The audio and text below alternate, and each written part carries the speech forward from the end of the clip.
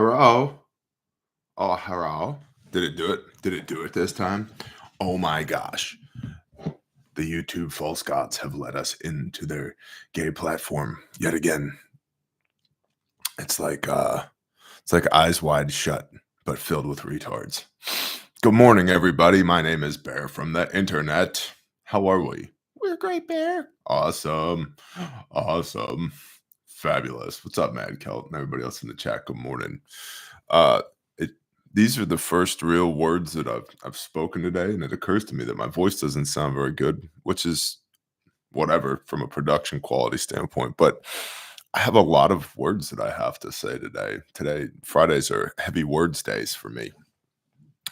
So, with that in mind, perhaps we'll use some of these words effectively. It is May the 2nd, 2025, Anno Domini, the year of our Lord. The show is brought to you, you guys know, by the creator of the universe, Yahweh, your Elohim, the Lord, your God, the Lord, our God, and the wonderful people at refugemedical.com.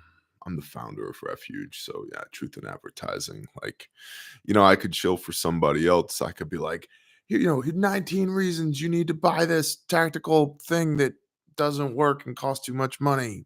Here's my affiliate link. Or I could just, get you guys the best life-saving equipment on planet Earth for the ultimate peace of mind. And of course, it's brought to us by the wonderful people on Patreon that support the show. That's my big ask. My sales funnel is $10 a month to Patreon. That's it. No book, no mastermind, no course, none of that. That's it. It's the 33 cents a day. I know. Shilling hard this morning. Do do do do do do. Like, subscribe, share, do all the YouTube things, please and thank you. Okay, Bear. Awesome. Bear Independent Brief 2 May 2025. America may be about to face what could be the most significant supply chain disruption since the pandemic. Wah, wah, wah. The economy just took its first hit, contracting by 0.3% in the first quarter, the worst performance since 2022. I thought we were out of the woods. I thought everything was great. It's, I don't even know which air quote media source from which air quote politician party group like I'm supposed to be gaslit by today. Like, I don't know. You remember during the Biden era, it was like everything's fine. If your life's not fine, it's your fault, not anybody else's fault. And to a certain degree, yes, personal responsibility. It is your fault. If you're making dumb decisions, yeah, it's your fault. But the global economy shut down because everybody got the flu. That's your fault, not Biden's fault. It's not Fauci's fault. It's not anybody else's fault. Well, Mr. Trump wrote, quote, "This is Biden's stock market, not Trump's. I didn't take over until January 20th. Tariffs will soon start kicking in, and companies are starting to move into the USA in record numbers. Our country, our country, our country will boom, but we have to get rid of the Biden overhang. This will take a while and has all capitals nothing to do with tariffs. Only that Biden, has left us with bad numbers. But when the boom begins, it will be like no other. Be patient, all capitals, three exclamation points," end quote. And so this is one of them things right there that I've discussed previously. Yes, I agree. Be patient. 100%. Patience is a virtue. It's not one of mine. But yeah, we should all be patient. But do people have the financial capability to be patient? See, that's the thing. I know you're getting evicted. I know you can't afford groceries. I know you don't have any meaningful work right now. I know you might have to live in a van down by the river. But just be patient. Just be patient. I know you can't afford to buy clothes for your kids. And I know the food pantries don't have near as much food in them as they used to. And the dollar has never been worth less in its existence than it is right now. But just be patient. Just be patient. It'll be fine. Trust the plan. Just wait. It's going to happen.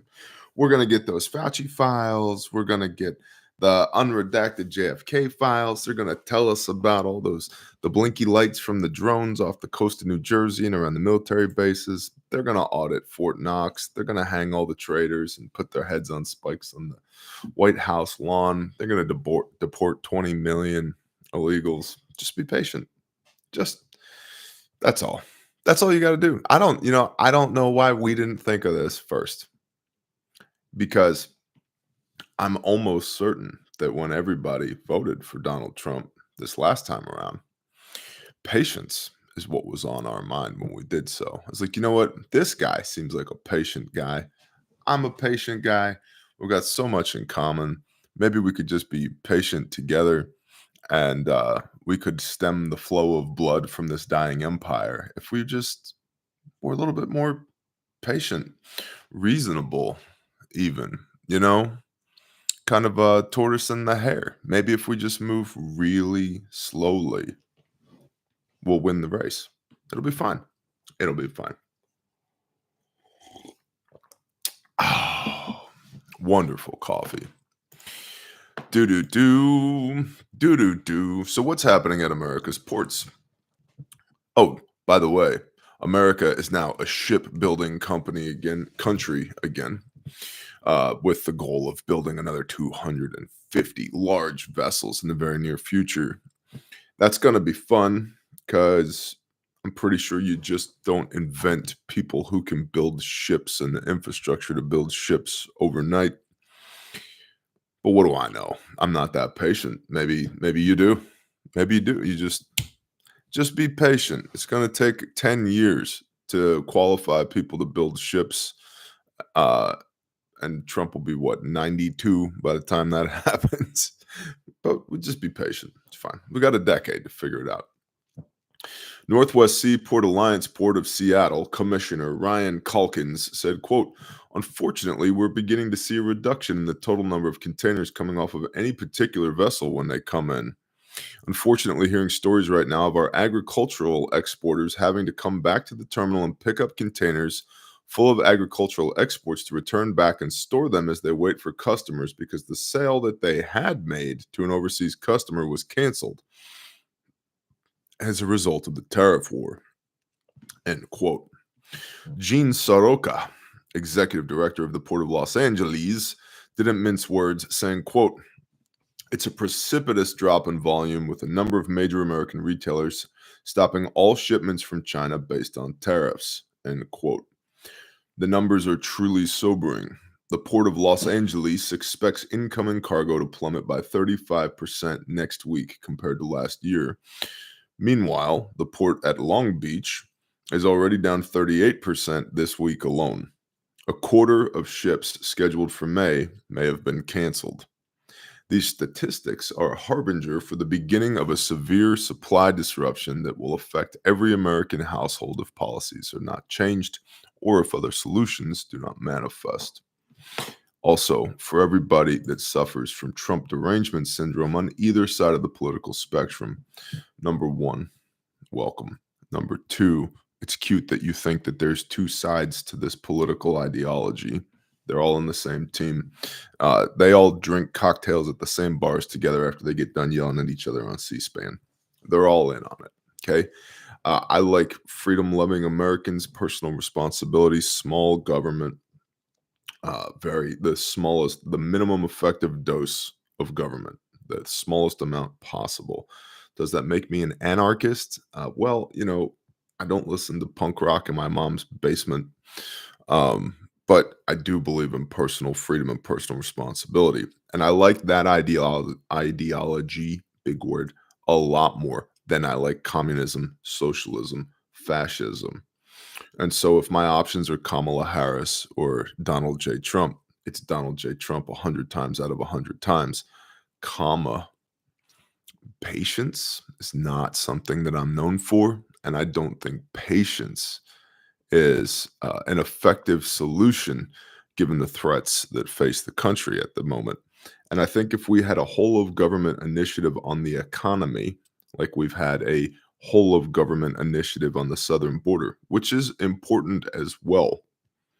But if we can muster this many people, this many resources, this much intent on the southern border. Could we maybe do that on the quality of life for the American taxpayer? I think that would be stellar if we could just find the patience to address the economy. I think that'd be awesome. And I get it. People say, but Trump's not in charge of the economy. Well, then he should shut his damn mouth about the economy if he's not in charge of it. Well, it takes time. I know it takes time. I'm very aware.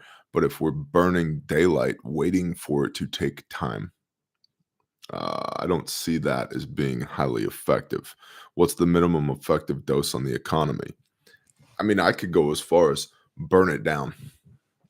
I mean, I could get there pretty quick. There's somewhere around just in this room, somewhere around 70 pounds of silver just in this room, um, and lots of other precious metals, brass and lead. You know what I mean, Bear? I'm into collecting precious metals at 3,200 feet per second. All right, big fella, simmer down. It's the economy, stupid. I mean, even Bill Clinton knew this. What might severe supply disruption actually look like, though? Soroka explained, quote, I don't see a complete emptiness on the store shelves or online when we're buying. But if you're out looking for a blue shirt, you might find 11 purple ones and one blue in a size that's not yours. And for that one blue shirt that's still left, you'll see a price hike, end quote. Well, lucky for me, Mr. Soroka, I'm so colorblind I don't know the difference between purple and blue. Treasury Secretary Scott Bessent has claimed that, quote, retailers have managed their inventory in front of this. No, they have not. They have tried. But in order to stockpile an inventory, one must first have the disposable income to invest in inventory, and every investment in inventory is a gamble. And the gamble is I can buy it at X, sell it at Y, and the difference, the delta between the two, Z, is what we call gross profit. Not net profit, because net profit is what's left over after OPEX, operational expenses, and taxation, and amortization, et cetera, depreciation, all the big words that people with pocket protectors and thick glasses like to use. And there's a lot. There's a lot in 2025 that eats the difference between gross profit and net profit. So you have to have the money in the first place to invest in inventory. If you don't have the money in the first place to invest in inventory, you don't get any additional inventory. And that's if the manufacturing capacity exists on your suppliers to provide an uptick in inventory now, knowing that there's not going to be any inventory, the need for inventory later due to tariffs. So from a manufacturing standpoint, am I going to bring on 3 times as many people this month, knowing I'm going to have to lay them all off next month due to tariffs if I'm an overseas manufacturer? The answer to that is probably not. Probably not. Exactly, Texas Sheep Lady. And then you have to sell it before you get taxed on your inventory. Yeah, it's a whole thing.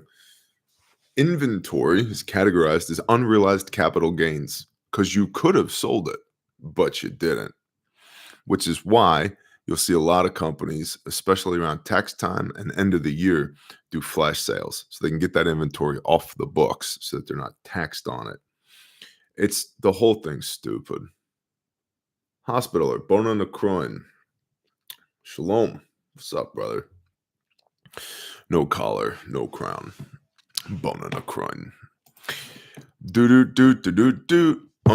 Do do do do do do do.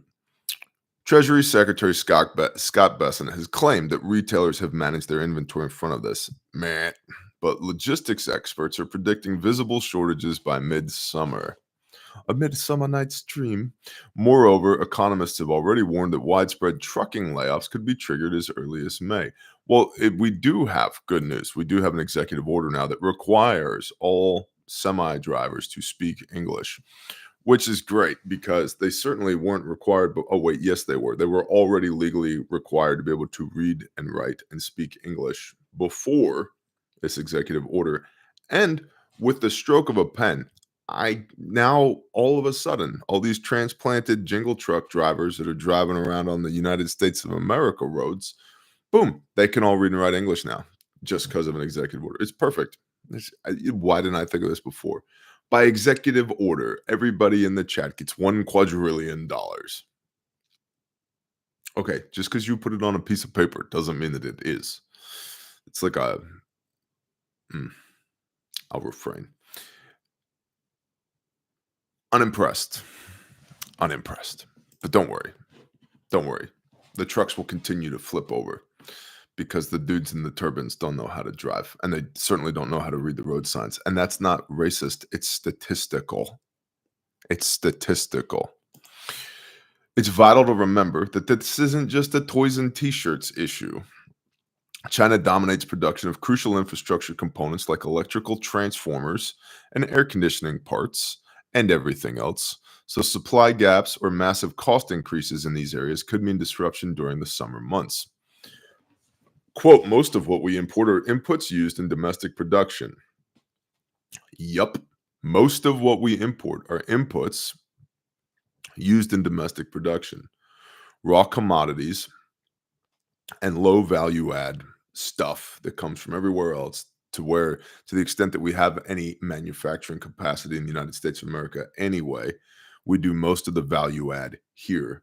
You bring in raw pig iron and then you turn it into extruded steel catwalk lattice metal or whatever. I forget what that stuff's called.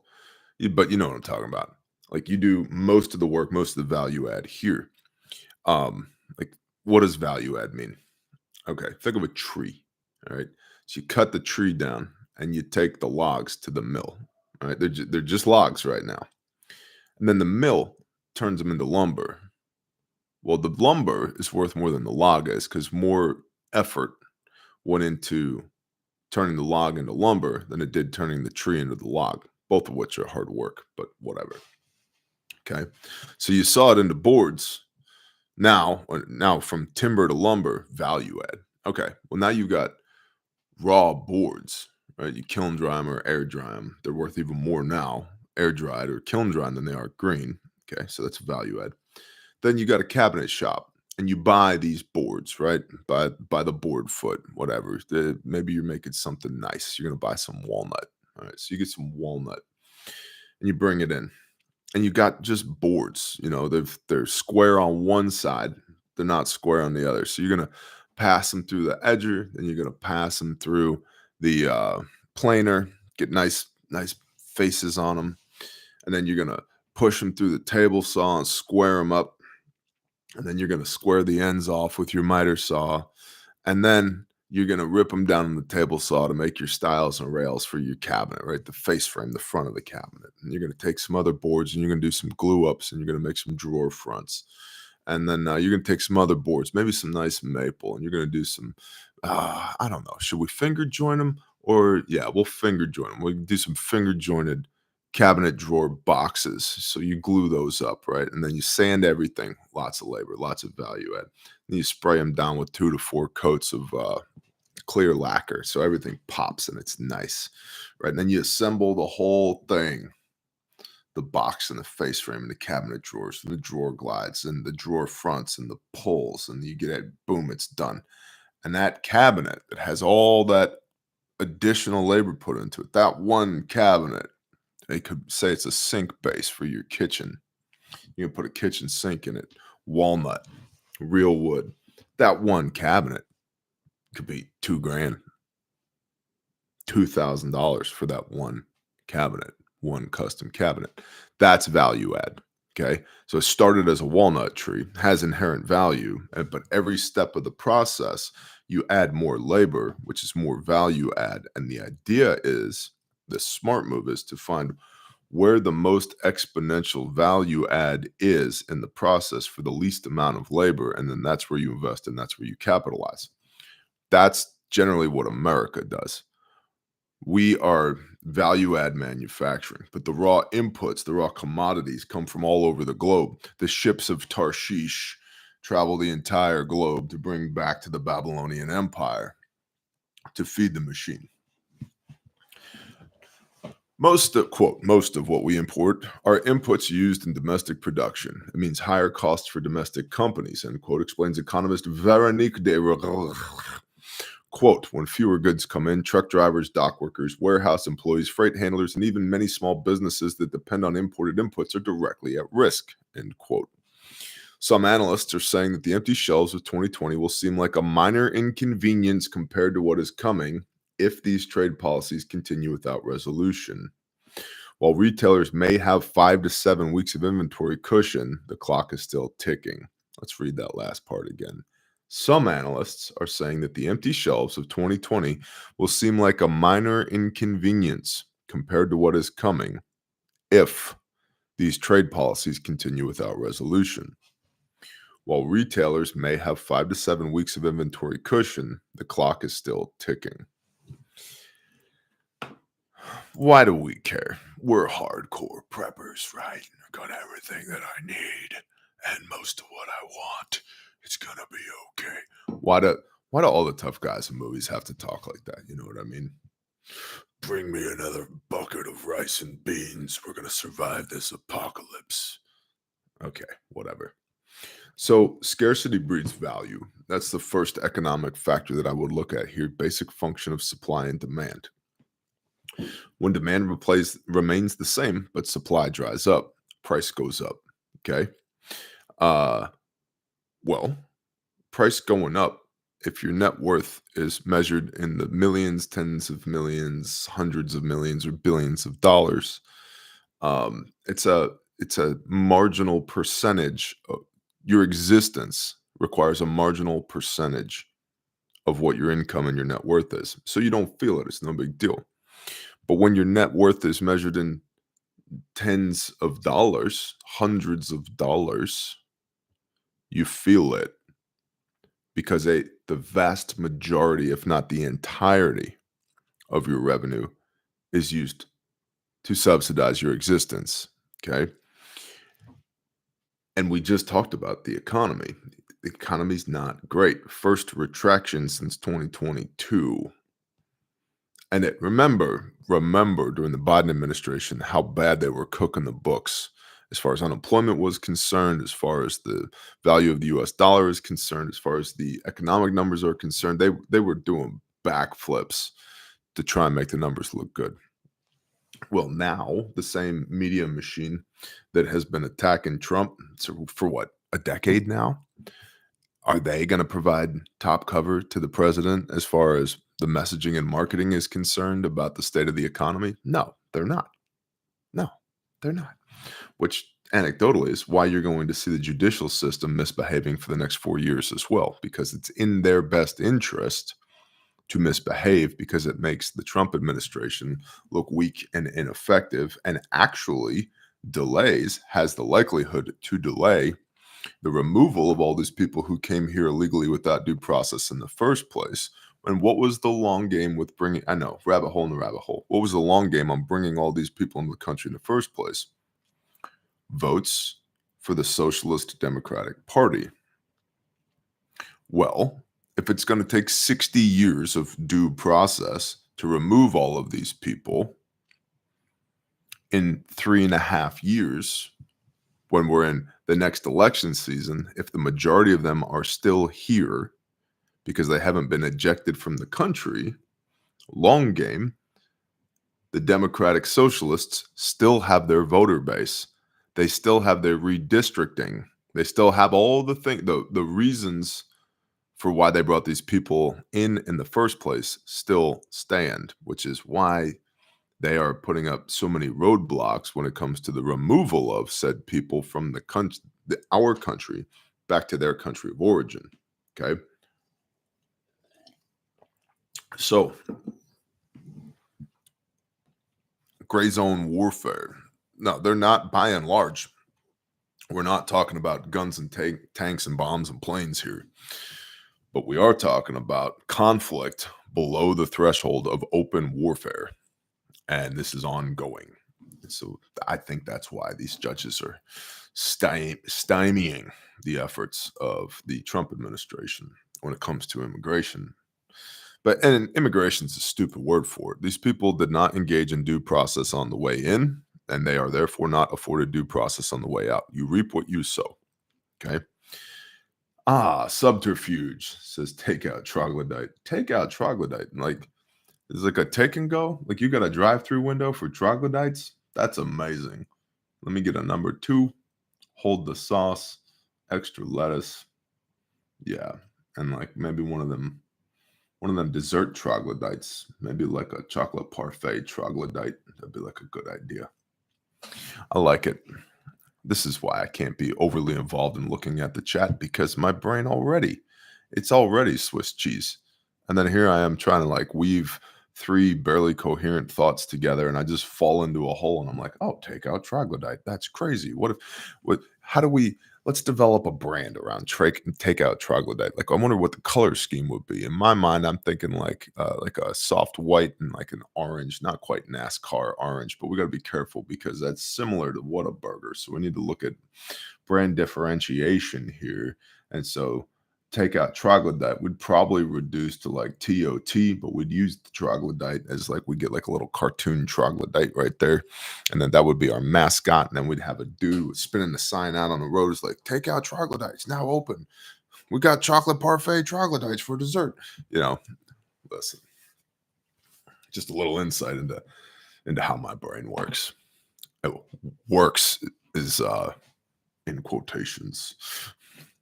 There's asterisks. Economists at Apollo Global Management are already predicting a recession by summer. American manufacturing, despite being touted as a beneficiary of these policies, is expected to contract by almost a full percentage point in 2025 and 1 percentage point in 2026, according to Oxford Economics. Ordinary folks are likewise concerned, as seen in the slump in consumer confidence, which is now at its lowest level since the pandemic, with nearly 1/3 of consumers expecting hiring to slow in the coming months. The confidence index fell 7.9 points in April to 86 percentage points, its lowest reading since May 2020. And again, for everybody who suffers from Trump derangement syndrome, let me reiterate, I want this presidency to succeed. I want the American people to do well. I want the economy to be solid. I want, and you wish in one hand, shit in the other, and see which one gets filled up first. 100% tracking. But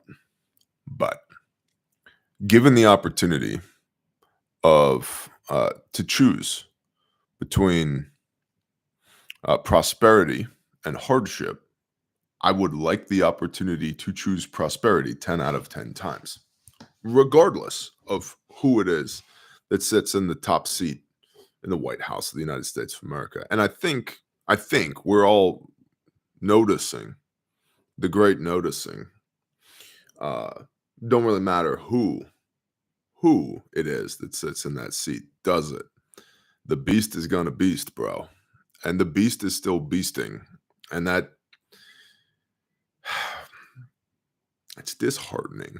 It just makes those wrinkles around your eyes just kind of ugh. I don't know. I got kids, man. I want my kids to do well. I want my kids to have a better life than I had. And the disparity between the opportunity for my parents to create a better life for me and the opportunity for me to create a better life for my kids seems to be growing day by day.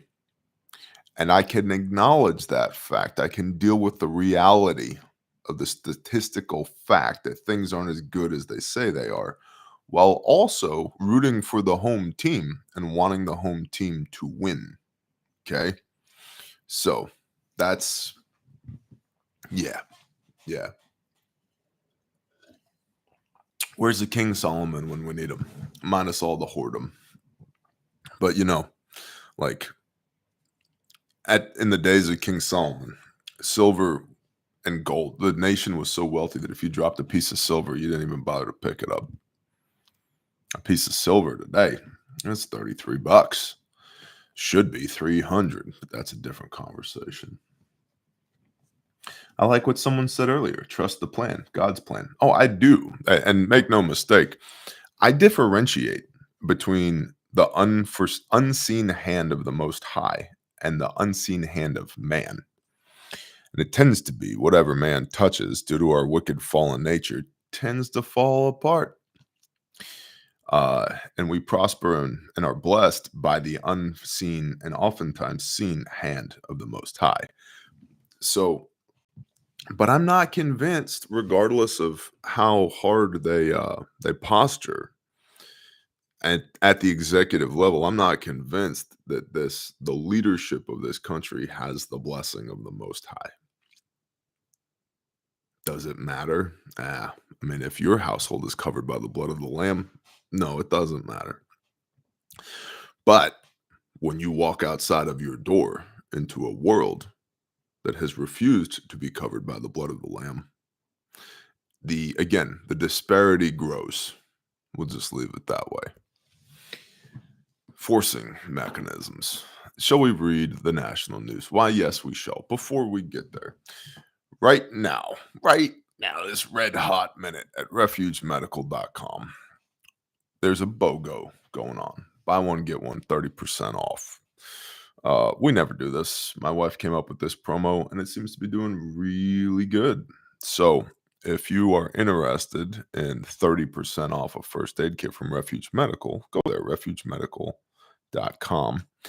Almost everything is in stock and shipping fast, which is a feat of strength from our team at Refuge Medical in this current economic and manufacturing environment. To have things in stock and available to ship immediately is a big deal. Okay. So, and then also, it is training season. If you place an order over $299, you'll get free training, remote training that you can do from your couch in your living room or the auditorium at your church or the team room with your mutual assistance group or whatever. If you don't want to buy anything but the training, you can get that remote responder class under the training tab for $99. And I will teach you remotely 4-hour online class. We also have in-person people classes, including the Radio Made Easy class, 0 to Hero radio operator coming up. I cannot recommend Evan from Radio Made Easy more strongly. He is an amazing brother, amazingly talented, and he will take you, if you know nothing about a handheld ham radio, from nothing, from 0 to hero in 2 days. And that class is coming up at our HQ in Spiro, Oklahoma. We also will be training. My only training that I have on the road this year, as of right now, is at Kentucky Sustainable Living's upcoming event. And that's in July, I believe. And the price on that class is phenomenal. It's more than half off because we love Jason at Kentucky Sustainable Living. And so I would encourage you strongly to A, go to that event because it's going to be a good event anyway. And B, come to class at the KSL event because it's a very, very good price. Lastly, there are a couple of seats left for Train the Trainer coming up May 18th, 19th. So 16 days away at our HQ in Spiro, Oklahoma. That class has amazed me at how quickly it's been selling out. So today's the day. It's Friday. It's payday. Do the things, Bear Nation. And it's training season. So Radio Made Easy, 0 to Hero class, Train the Trainer class, which gives you competence, confidence, and curriculum. You will leave with a copy of my curriculum and my approval to teach people it wherever you are in the world, and a pipeline for clients if you want them. Because if you're in East Overshoe, Indiana, and I'm not, I'm going to tell people who are near you to come to you for class, not come to me for class, because I can't be everywhere at the same time. And the BOGO, refugemedical.com. And a huge shout out to Cody, Wrangler Star, and his manservant. I don't know if he says, I think he says his manservant's name on camera. Anyway, his manservant. We've been working with them on some things. And yesterday, kind of out of the blue, Cody shouted out the Refuge Medical Belt Kit on his channel. And I really appreciate that. And more so than the shout out for the product and the endorsement of the product, Cody as a man, as a brother, is just an awesome, fascinating human being. And it was an honor to serve with him during Hurricane Helene with Grindstone Ministries. And I'll tell you one of the things about him that I don't think really conveys on camera is there is a peace in the spirit about that man that, at least for me and at least for my brethren, when we were doing Hurricane Helene stuff, it was an honor to be in the presence of Cody, who is a very strong, firm believer and very competent. And people who don't understand competent, capable men are often intimidated by them and accuse those men of being arrogant, when it's not arrogance. It requires a lot of humility to be competent and confident, but not cocky. Babe Ruth used to say, "It ain't bragging if you can do it." And Cody can do it. And so, huge fan of Mr. Wrangler Star, and much appreciated from Mr. Wrangler Star and his manservant Jariah. Thank you guys. Anything else you need, just holler at us. And same thing goes for y'all. If you need anything from Refuge Medical, you call the store, shoot us an email, or use the online chat. There are real people on the other side of the phone. We have gone out of our way to humanize every aspect of the business, in spite of the fact that industry as a whole seems hell-bent on using artificial intelligence and robots to do everything. We've gone the complete opposite direction. You call the store, there's no phone tree, a real person will answer the phone. You get on the chat on the website, real people, including me, are on the other side of it answering your questions. You shoot us an email, there's no autoresponder. Our replies are not written by robots. There's real people on the other side, because our entire mission is preservation of life. It's not preservation of robots. It's preservation of life. Okay?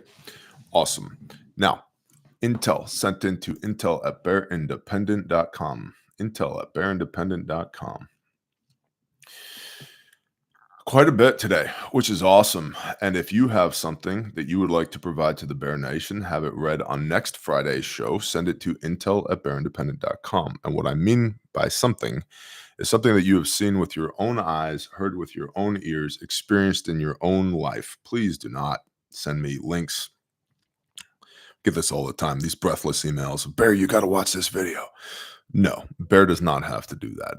Bear's probably not going to do it. I want to know what you're experiencing. I don't need you to send me a video that I've probably already seen, to be honest. Or if I haven't seen it, it's because I don't care to. I have a high level of awareness of what's going on in the prepper sphere and in the online intel community, most of which is bull honky. Most of which is some very bad reporting with the democratization of the intelligence community online. Oh, hello. Hold the phone. We got a VIP. More like a VIB. Very important baby. Hello. What are you doing? Do you come to say hello to your constituents? Yeah. Yeah. You talking today yet? You've been learning the word yellow. You know yellow? What? What is it? What? You want one of these? You need a boo-boo kit? Yeah. Yeah, you need a boo-boo kit. That's a good patch. I don't know if you're going to get it off of there. Yeah. You're gonna say yellow? Really? Really? What? What? You see? Look, you see the baby up here? Look, there's a baby. You see? Yeah. There's a baby. Yeah. What? What? What is it? What? Can you say boo-boo kit? Can you say BOGO? No? Okay. Daddy, I don't show for you. You show for me. Don't touch the microphone. Don't do it. We barely got on the show this morning as it is. Yellow. You say yellow? What? Yeah. Don't press that button. Don't do it. Don't do it. You're so warm. Yeah. What? You want to do the show with me? Yeah. You gonna talk to the people? Okay. Let's see if we can read the national intelligence. Oh my gosh, a weasel. This is a family reunion in here. Good morning, weasel. Hello? I'm from northwestern Wisconsin near the 148th Fighter Wing National Guard Base. The amount of jet flyovers have increased from once a month or so to multiple times a week. Interesting. Next, my son works for Lockheed Martin. They're preparing for a union strike in the coming days. Oh, great.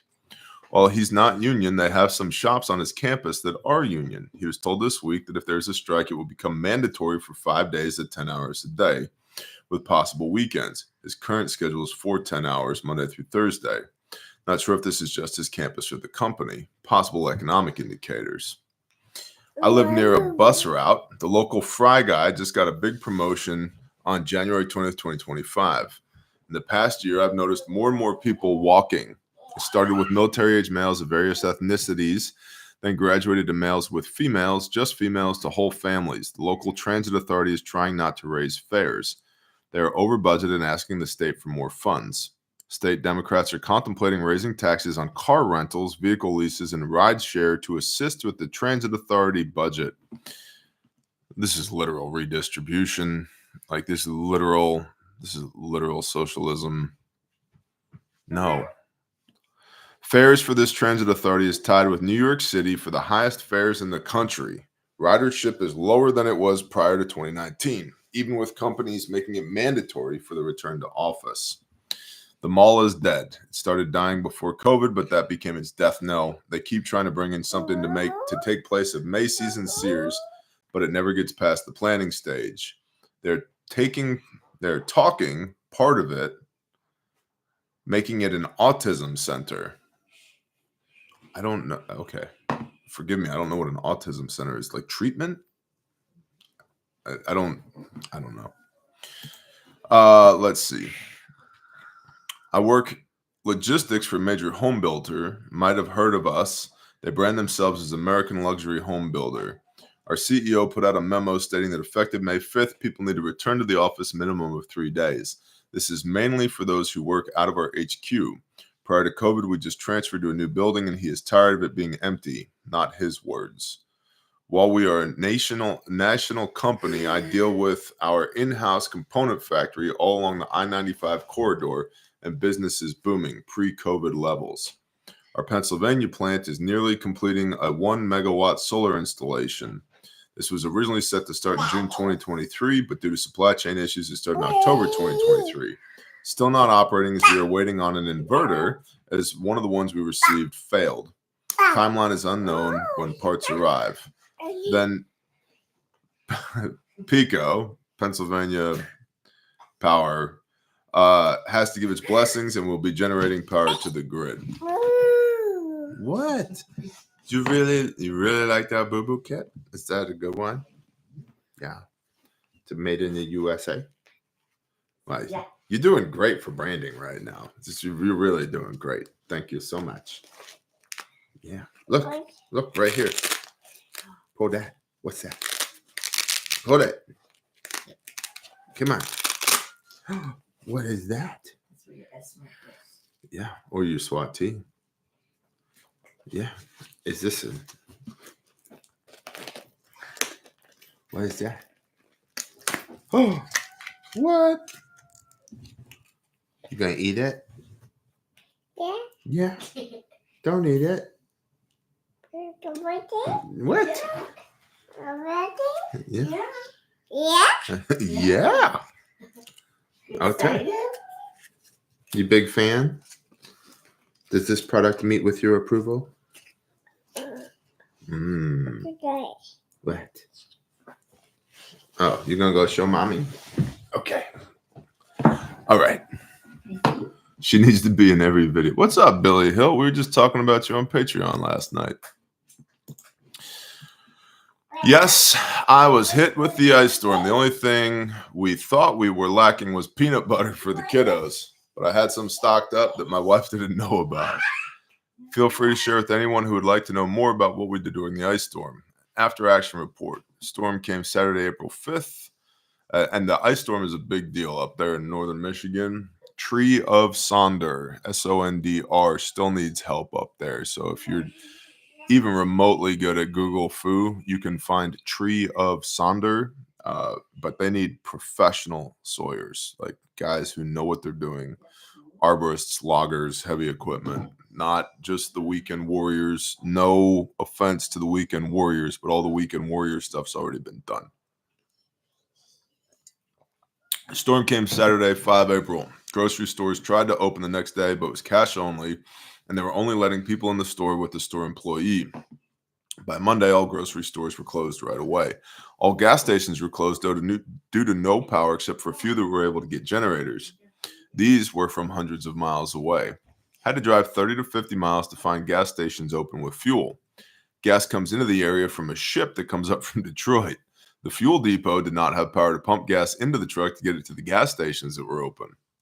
This is what we call cascading failures, all tied to a lack of electricity. Local city government, Sheboygan, Michigan, had a backup for water and sewer, but it is unclear how long it would have lasted. City of Sheboygan had their power restored by Wednesday, day 4. Some people outside the town had their power restored anywhere from 5 to 20 days later. Cell phone companies kept the towers running for the most part. There were a few that they did not get back to a tower quickly, and the backup generator shut down.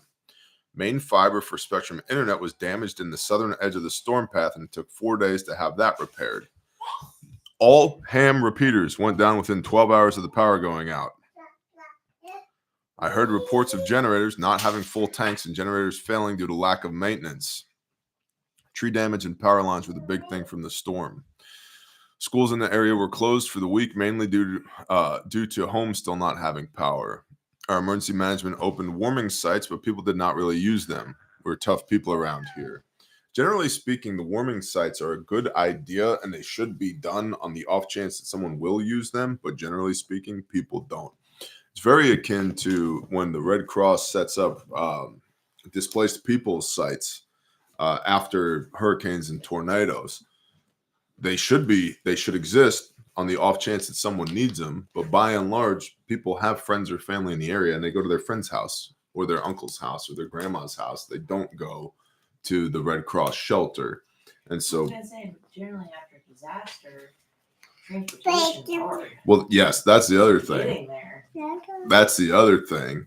They're like, this is why Grindstone does strike teams.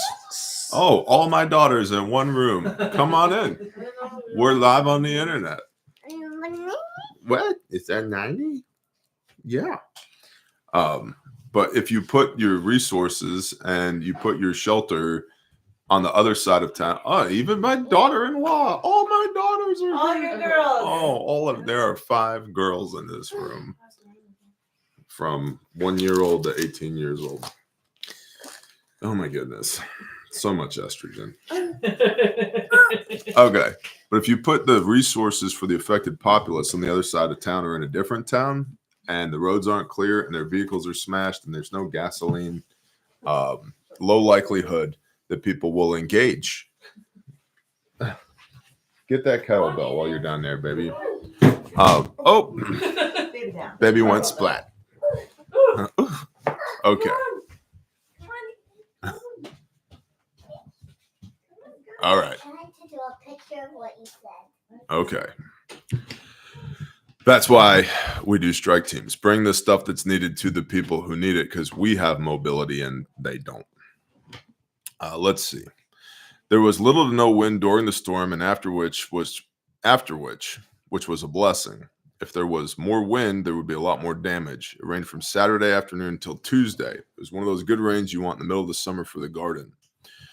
Family number 1, 4 adults, 1 dog, lives 11 miles from town, 2,100 hours, power went out, used flashlights, and went to bed. Starting on day 2, only ran the generator at night for CPAP, and for getting water for cleaning and drinking, and to get freezers and a refrigerator cold again. Used kerosene heater to keep the house warm.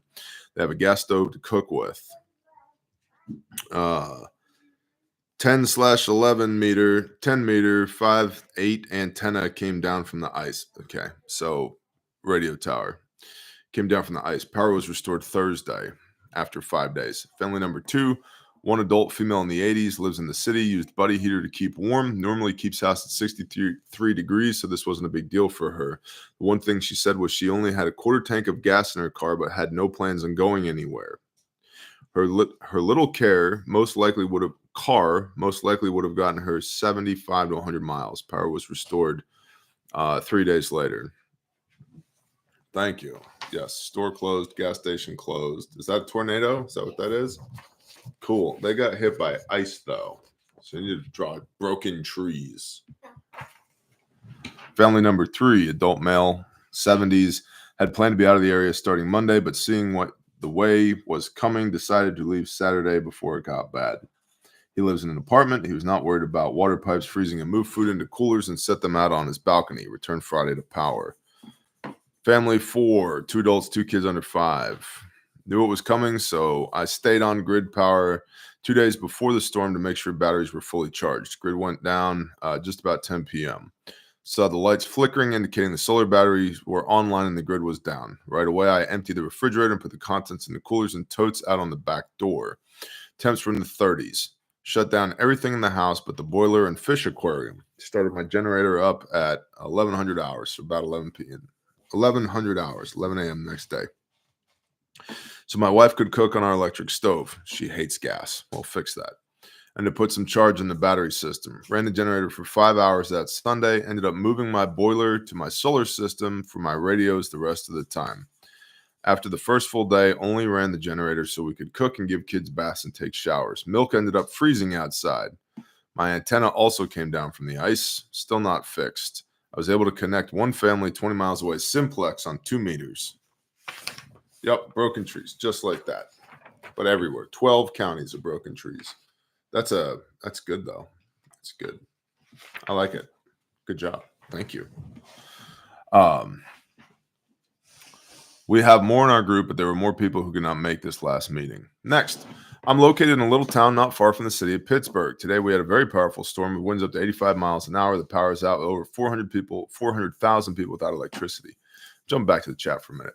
Listen, y'all. Most likely threat, most dangerous threat. Most dangerous threat is Putin or Xi or the Ayatollah nukes us or the sun explodes. Okay? No, the sun's not going to explode. That's the most dangerous threat. The most likely threat is weather. And so I'm a proponent of preparedness in general, but you got to understand the most likely thing is weather. And so if you're prepping for a nuclear holocaust, but you're not prepping for a bad storm and the power getting knocked out, I would submit to you in love, you're doing it wrong. Okay? And for everybody who's like, I just don't know how to get my insert person here to prep, they won't do it. Well, if you're telling them about the magnetic excursion and how the polar ice caps are going to flip and they're going 90 degrees and then there's going to be 1,000-foot wall of water that's going to smash into them and kill them, they're not listening. But if you're like, hey, grandma, sometimes the power goes out. We should probably have a little bit of extra food and water and like maybe a generator, probably more likely to get on board with that. And here's the thing. The stuff and the capabilities that one needs to be able to deal when the power goes out are still applicable to if/when Russia nukes us. Okay. So like they all stack. And so you overcome the lowest objection first, which is like, remember when there was tornado, flooding, fire, hurricane, ice storm, pick a thing. Remember that? Yeah, I remember that. Wouldn't it have been nice to like had some food and water and a generator? Yeah, man, that would have been great. Thank you. Well, then I suggest you should get some food and water and a generator and some spare fuel. Okay. And they're like, yeah, that makes sense. Cool. Now they're bought in. Well, if you get invaded by the Kazakhstanians or whatever, okay, well, you have food and water and a generator. Cool. Awesome. Right? Up top. Okay. I got to talk to these people. All right. Yeah. This is my job. Doing my job right now. Because I'm on a timeline. I got something I got to do after this, too. All right. Okay. Thank you, Weasel. Power went out in Pittsburgh, called 911, 400,000 people out, fire, EMS, public works crew cut up trees. I never carry my refuge medical gear on me because my pocket don't fit well in my side leg pocket. I order the pocket with the side handles to see if it's better what's shipped today. Ankle kit, man. But today I did, for some reason, I had my cat tourniquet in pocket, IFAK in my pocket while cutting up trees. My thought was a video you did about learning to cut trees on YouTube. We're currently still out of power after 10 p.m. Yeah, man. See, that's another thing. Like Wrangler Star just discussed the belt kit. Throw it on your belt. If you have a faller's belt, throw it on your belt. If you wear a safety vest, man, put a slick kit and a tourniquet in the pocket on the front of the safety vest. We've been doing a special project for a major client in another state. And I can tell you this, all the statistical research that we did going into this project, you have to have medical equipment at the point of injury. It's not good enough to have it over there. It has to be at the point of injury, which means if you're a person, you got to have it on you. If you're in a vehicle, it's got to be in the vehicle. If you're operating a piece of heavy equipment, it's got to be in the heavy equipment. It's got to be right there at the point of injury. And we don't know where the point of injury is going to be, which is why everybody should have their own IFAK, individual first aid kit. And that could be an ankle kit. That could be a slick kit and a tourniquet in your safety vest. It could be a belt kit on your faller's belt. It could be whatever, right? Like you can figure out how you want to skin that cat, but it's got to be on you. Especially my law enforcement that's listening right now. It's great that your department issued you a tourniquet that you now have on your plate carrier or on your belt. That's awesome. Dude, that's the tip of the iceberg. Okay. You need tourniquet, wound packing gauze, hemostatics, pressure bandage, chest seals. That's a blowout kit at a minimum. And I would submit probably some duct tape too on you. And you may need more than one tourniquet. I'm some random dude that lives in the woods in Oklahoma, and I carry 2 tourniquets on me all the time because I have seen the need for not a tourniquet, multiple tourniquets many, many times. Okay. So it's got to be on you. It's got to be at the point of injury because we have a time problem. If you're bleeding out, we have a time problem. And if we got to go, OSHA says you need a commercially available tourniquet within 4 minutes of the point of injury. Okay, well, who's 4 minutes? Define 4 minutes. My son runs faster than I do. So if it's 4 minutes for him at a dead run, that's probably 8 minutes for me at a dead run one way. By the time I get back, the patient is dead. Okay. And where is it? You know, this is something in the construction industry, but it applies to civilian life too. It's in the red truck. Which red truck? It's in the white truck. Which white truck? Oh, it's a 4-door 1-ton with a flatbed. That's all of them. That's all of them. It's in the dump truck. Or we're doing a paving job because there's 100 dump trucks here. Which dump truck? See what I'm saying? So it's got to be at the point of injury. Is my whole point. You need the equipment at the point of injury. Let's see.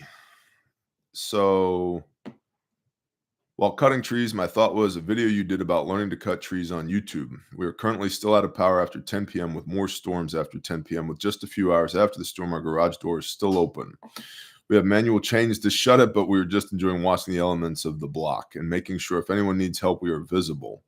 We know all the crazies come out at night. We already had someone run up and scream needing police, and we have people peeing in the streets. I've done that before. This is a good experience to learn before the real big SHTF happens. 100%, man. Storms are great. They're great pressure tests. This is a personal experience I had, and sometimes I feel prepping and having an everyday carry is essential. And everyday carry essentials is crazy. At least my friends laugh at me. I have power, solar, bank, food, water, bullet-resistant panels, comms, and more preparation stuff, and I have my everyday carry stuff as well. But this is why I watch your channel and other preparedness channels and follow Refuge Medical. This isn't a game. This is a lifestyle. Bear Nation and Refuge Nation, always be ready for anything. Thanks, man. I'm with you. Little town not far from Pittsburgh. I'm with you. I just feel compelled. I'm going to tell you guys real quick. For those that don't know, I was talking about this at the office the other day. There are people who have never come to class, but have had a tourniquet and have saved a life with a tourniquet because they watched me do it on camera. And so I'm just going to walk you through quick refresher for everyone real quick. If this is the only little bit of instruction you ever get on this, this is our tourniquet. This is a cat tourniquet. Okay. This one's orange. Here's what we're going to do. Lifespan on a cat tourniquet depends on the use case. They got a shelf life of 5 years. I have broken tourniquets, cat tourniquets, real ones, that they're all coming apart and they still work. But once they start to come apart from EDCing them, it's time to get rid of them. Also, UV, ultraviolet light, will weaken the nylon and the Kevlar. And so if they're in a vehicle, every year or two, place them out. If they're in the sun, every year or two, replace them. If they're just sitting on a shelf or they're inside of a kit where UV's not hitting them and they're not exposed to the elements, at least 5 years. Okay. How to stage a soft T? Yeah, hold on. So this is the cat. We do rule of thumb. So you put your thumb on the C-clip, this part up here. And so that way, it doesn't matter which arm or leg I'm going over. I'm always pulling towards my center line because I can get more pressure pulling than I can pushing away from me. So put my thumb on the C-clip, go over the limb, and we're going to go high and tight. There's a little notch right here, okay? And what we do is we're going to pull and really pull. We want this, see all that movement right there? See that? You want to really pull because that begins the constriction right there. Now, the sticky thing, the windlass, I have the sticky thing where I can get at it. It's not on the back side of my arm. It's not under my arm. It's in what I call the workspace. It's right here where I can get at it. So I bring the tail of the tourniquet up to the C-clip, but not past it. Get the stick, the windlass, out of the C-clip, and I'm going to turn this. And in training, you turn it one turn past bad words. When you want right there, when you want to say bad words, okay, it's more than that. In real life, you turn it until the bleeding stops. Okay, you're going to visually observe that the bleeding has stopped. Okay, so boom, that's one turn past bad words for sure. Then the stick goes back inside the C-clip. Then the tail goes in between the C-clip. And the white tab, the time tab, goes over the top. And the primary reason for this tab right here is to retain the tail so that the tail doesn't come loose. Because this is hook and loop, Velcro. It sticks to everything. Okay? Carpet, your cool guy jacket, your backpack, your beard. Look. No, not. There we go. There's my spicy snafu patch. Look. Okay. It sticks to everything. Clothing, carpet, vehicle interiors, whatever. Kit, gear. All right. We don't want this tail to come loose. So we use this time tab to retain it because we don't want that to happen. Get that in there. Get that under the stick. Retained. All right. Because, and look at the back of my hand. You can see the veins are popping. All right. There's some discoloration between my two hands. It's from a lack of blood flow. That's what we want. You shouldn't have a pulse, by the way. You should have no radial pulse because the blood flow has stopped. That's how you put a tourniquet on. High and tight. So the same thing with the legs. We use tourniquets on the legs, arms and legs. So if you do this, if you've been doing this, once this comes loose, right there, if you watch the back of my hand, it's going to pop right there. You see the veins? Yeah, drop back down to normal. Okay. So, and then we're going to restage this. So take the stick out, untwist it, take the whole thing apart, and then we're going to pull it to stretch out that inner constricting band again. Go through the buckle, pull out about 8 to 10 inches, fold it over, put the stick back in the C-clip. Boom, we're good to go. All right, so you need one of these at the point of injury, at a minimum, arms and legs. We use tourniquets in arms and legs, extremities. But what if I got a hole in the junctional area? Yeah, junctional area, shoulders, neck, pelvic girdle, etc. Well, we don't put tourniquets on that because they're ball joints. They move. There's no way to constrict the bleeding vessel against the bone structure. So that's wound packing, hemostatics, pressure bandages, all that stuff. And if you get a hole in the box, the pleural space, your chest, in between the nape of your neck and your belly button, you put a sticker on it. That's a chest seal. Okay. And so you need, like, those are your basic food groups right there. You need a tourniquet, pressure bandage, wound packing gauze, and or hemostatics and chest seals right there on you at the point of injury. Okay. So that's the show for today. Remember BOGO at refugemedical.com. Lots of classes underneath the training tab. It's training season. Please come to class. Let us instruct you. 2 seats left for Train the Trainer. You will leave with our curriculum and a pipeline for clients if you want it. If not, you will leave capable of training your church security team, your mutual assistance group, the other people in your company, your bowling league, I don't know, your crocheting circle, whatever you're into. You can train other people, and you'll leave with a copy of our curriculum.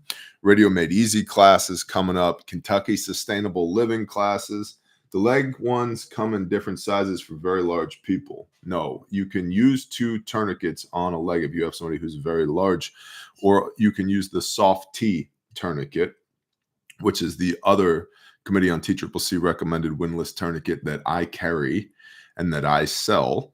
And the soft T has a slightly longer strap on it. It'll go around larger legs. Let's see. Grindstone Ministries got all kinds of stuff going on. If you want to deploy with Grindstone, sign up for the email news blast and sign up to volunteer with grindstoneministries.com. If you need a Bible and don't have one, you can acquire it at our cost at grindstoneministries.com. Or if you're in hardship mode, just reach out to us via the website and we will send you one for free. Caleb House, volunteers at calebhouse.org. If you want to volunteer with Caleb House, understand you will get roto-rooted. There is a background check. There's a vetting process. It's substantial. But if the Spirit moves you and you want to volunteer with Caleb House, volunteers at calebhouse.org. If you'd like to support the mission of rescue and restoration of juvenile human trafficking survivors, calebhouse.org. If the Spirit moves you. All my wonderful people on Patreon, I thought Pelt last night was great. I really enjoyed our live stream together last night. And that's where all the exclusive content lives, is over on Patreon. It's 33 cents a day. That's my big ask. We are not supported by YouTube. I take $0 from Grindstone Ministries. I take $0 from Caleb House. I take $0 from Refuge Medical. So when I say Patreon is the economic engine of the Bear Nation, that's what I mean.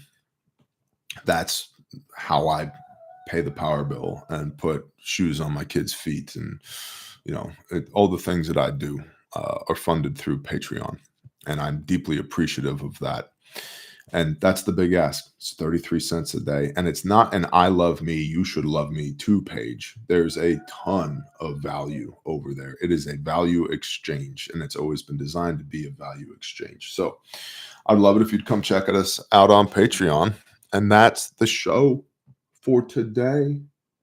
In 8 minutes, I get to record Patreon content with J.A. Dudley, who's probably in my driveway right now.